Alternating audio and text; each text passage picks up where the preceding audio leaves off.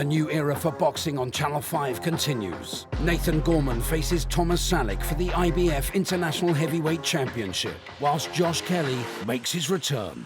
Watch Britain's best prospects in The Big Fight Live. Friday at 9, exclusive to Channel 5 and My5.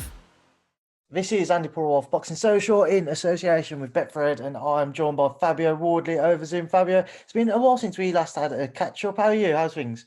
I'm good, mate. I'm good. It has been a while. I always see you in the flesh, but we haven't done a Zoom in a little while. No, that is it. Obviously, we haven't had a chance to catch up in person either, to do an interview despite bumping into each other a few times. So, yeah, it's good to catch up and kind of straight into it. We saw Eddie earlier this week at the Chisora Pulev press conference. He mentioned your name for that undercard. Just firstly, even though we don't have an opponent yet, just talk about the beginning of your camp. How are you feeling? Yeah, feeling good. Feeling good. Kind of had that date in the sights for a little while, so I'm banging the thick of camp. Feeling good. A few knocks and stuff that I had in the previous camps and stuff have eased off for the most part. So I'm feeling really good, to be honest. I'm feeling like a bit of an old me. I can do all the things I used to do, inspiring and stuff, and I just don't feel like there's too much holding me back in my body and stuff. Like I had them little niggles and stuff before, and for the most part they've gone. So it just feels nice to be able to get through a camp nicely and feel good about yourself. How much more beneficial or how much of an improved Fabio Wardley do you feel we will see come July 9th because of the fact you've had that rest period and being able to get over those niggles and injuries, as you've said?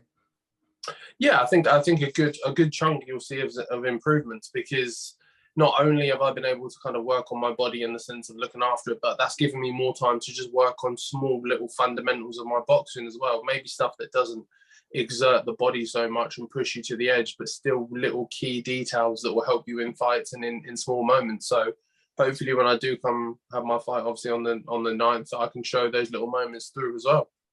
On that note, Fabio, as I mentioned, we don't have an opponent for yourself that's been announced yet. Do you have any kind of inkling or any conversations in place as to who it may be? Yeah, we have a kind of area level of where we want to go and the type of opponent we want. We just need someone good, credible, and solid, really.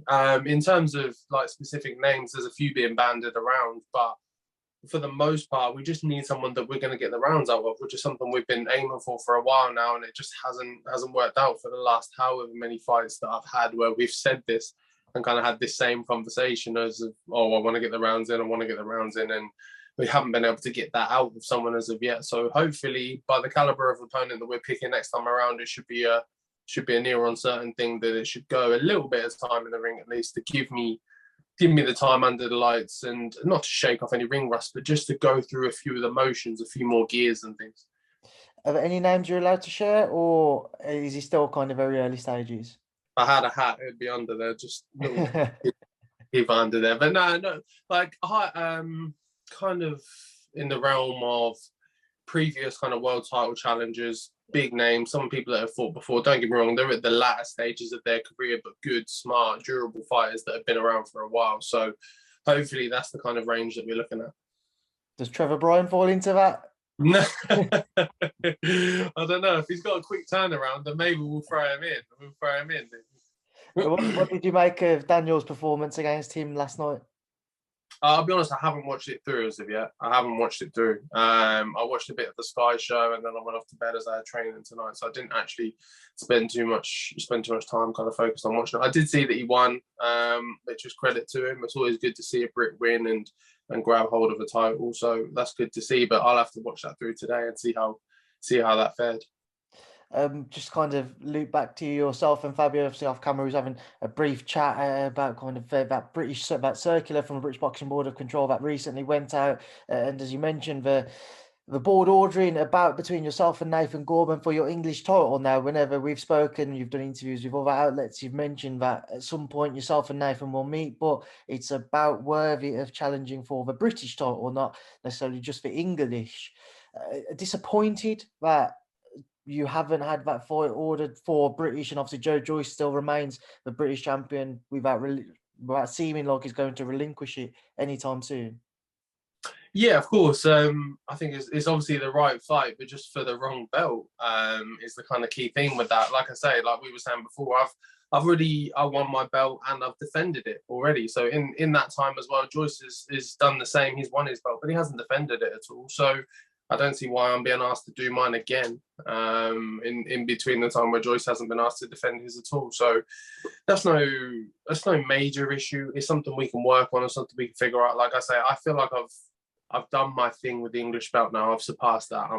I've moved on from that level. There's not much more there for me to really get with that. There's no one else in that realm, and I definitely think that me and Nathan is a fight a level above of the English title. I do think it is very clearly a British title fight for Nathan, who's someone who's already fought for the British title, so he's already stayed at that realm. And especially for me, who's someone who's definitely pushed onto that level. Like I fought like previous world title contenders and things, so I've done my bit to kind of push me on past that English title level. So I think we're both there. It's just kind of getting the board to recognise that and push towards it, either put some pressure on Joyce or him for just to vacate on his own, and then we're able to fight for that.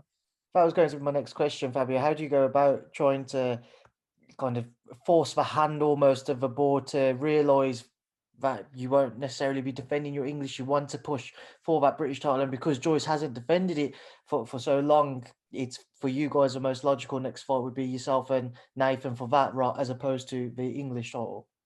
Yeah, I think that's just a conversation to be had with them. I think me and the team is something we will put to them and ask them for. I think we'll ask them for answers as well as to why they've pressed for me to fight again for my English and what reasonings are behind it. And like I say, we don't have to do it. If we feel like it doesn't fit, then I'll just let go of my English title belt. I've won it, defended it. I'm good with that. I've had my moment with that belt, and I can move on to something else. Obviously, I'd love to move on to the British title. That's the one I've been talking about and aiming for a while. But if that's just not feasible to be next, then there's other options. There's international belts, there's European, Commonwealth, and things like that. Different avenues to go down, and different directions to point ourselves. So we'll just have to kind of look and see how things land after my next fight. Just kind of on that, on Nathan Gorman as well. So he fights on Friday night against Thomas Salek. Will you be tuning in?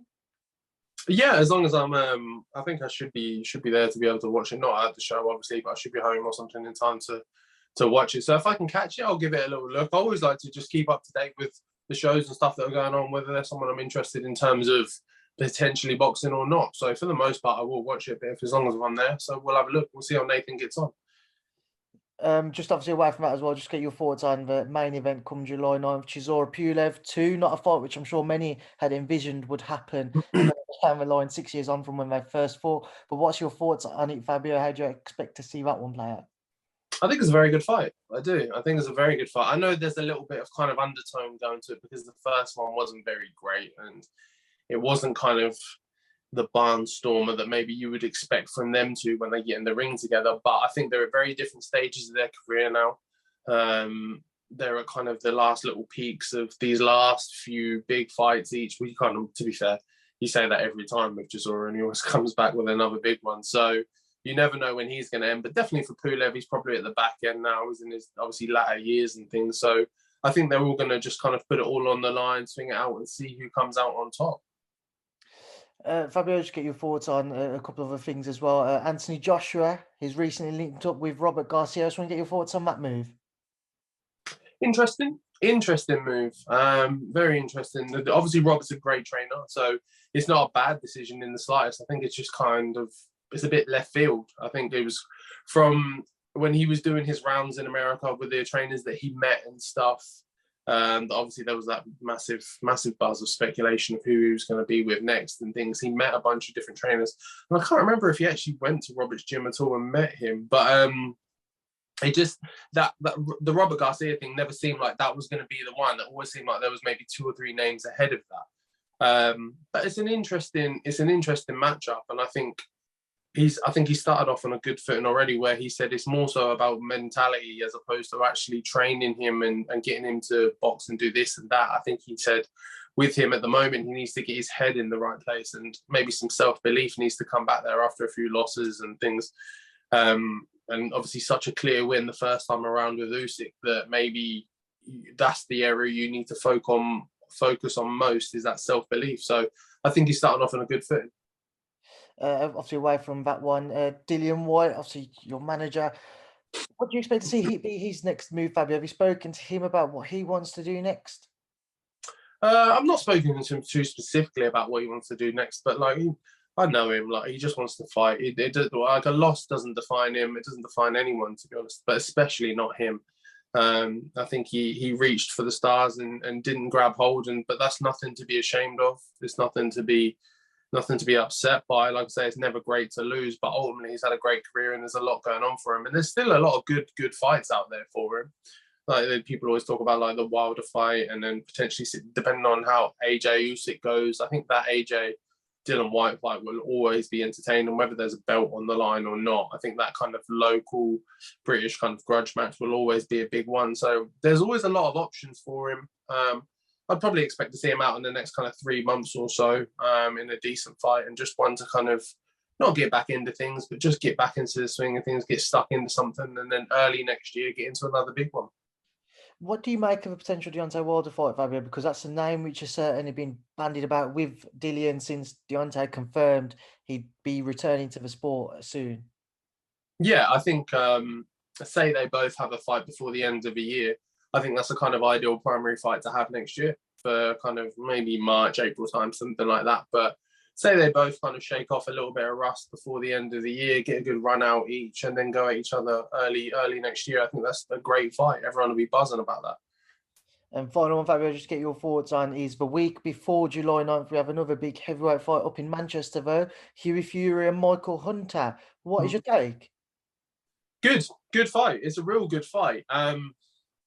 Whether it will be visually pleasing I think it has a few question marks, just because of both of their styles are relatively similar in kind of the way they go about their business. Neither of them are massive to kind of step on the gas, really force the pace, kind of get stuck in. Neither of them really do that. They like to pick their shots and pick their moments.